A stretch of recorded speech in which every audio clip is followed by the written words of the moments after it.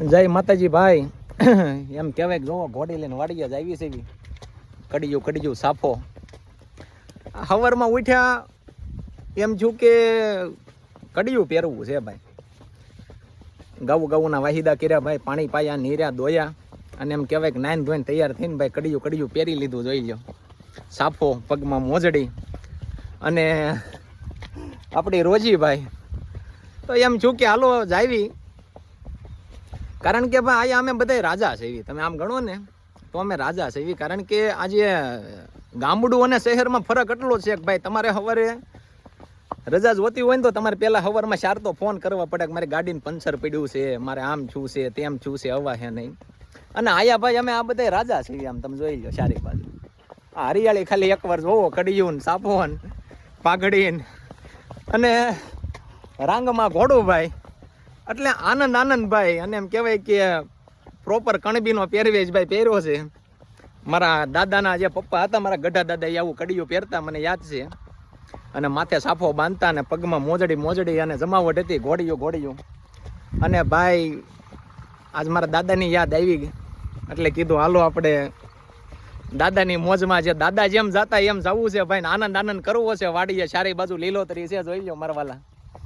અને હું ને ઘોડી ધીમે ધીમે જ આવી છે એવી અમારી મોજમાં હો. અને આ 21મી સદી છે ભાઈ, 2026 છે. એટલે આયા તો ભાઈ બધા એમ કે આ તો ભાઈ આવું ન હોય ને આમ ન હોય ને. ભાઈ તમે તમારી મોજમાં જીવો, અમે અમારી મોજમાં જીવી છે એવી. મારો વાલો, અમને આમાં આનંદ આવે છે. ઘોડામાં, કડિયામાં, આ સાફામાં, આ મૂછડીયુંમાં, આમાં અમને આનંદ આવે છે. એટલે અમે આ રીતે જીવી છે એવી ભાઈ. તમને તમતારે જેમ મજા આવે એમ તમે જીવો. એટલે કહેવાનું એ છે કે ભાઈ તમે સમાજનું, ગામનું જોઈને જીવો તો તમે કોઈ દી જીવી જ ન શકો. તમારે જો હાસી મોજ કરવી હોય ને તો એકવાર તમારું અંતરાત્મો શું કહેશે ને એ તમે પૂછી લેજો. કે સવારે ઉઠીને તમારો આત્મો તમને એમ તો નથી કહેતું ને કે ભાઈ આ તમારથી ખોટું થાય છે એમ.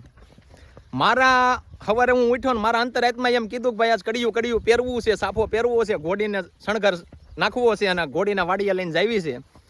કરી નાખ્યું ભાઈ. કારણ કે ભાઈ આયા કોઈ અમરતો નથી. અને ક્યારે યમરાજનો હુકમ આવી જાય ભાઈ હાલો, એટલે જો કે યમરાજ કે મહારાજ કે તમે જે કહો ભાઈ, માતાજીનો હુકમ આવી જાય જવું તો પડે જ મારા વાલા. એટલે આયા કોઈ ભાઈ અમર પટ્ટો લઈને આવ્યું નથી. તો કહેવાનું મારું એ છે કે આયા એકવાર જીવી લેવાય, જગતને બતાવી દેવાય કે જો ભાઈ જીવવું હોય ને તો આમ જીવાય. અને આનંદથી એમ કે તમારી અંદર એમ કહેવાય કે ભાઈ હવા આમ નવદી ઉગે ને ભલામણા પોરહ ન ચડે તો તમારું જીવન નકામું છે ભાઈ. કે રોજ ઉઠીને ભાઈ તમે ઢોરને નિરોજો તો એ ઢોરે ખાઈને પીને દૂધ તમને આપી દે. પણ માણસ છે ને ભાઈ કે તમારા જીવનમાં ભલામણા કાંઈ આમ ઉમંગ જ ન હોય, સવારે ઉઠવાનું મન જ ન થાય. અમે 5 વાગ્યા ઉઠી જઈએ સવારે, આમ ગલગોટા જેવાય એમ કે હવે જાગી જવું છે ભાઈ, બહુ હતા.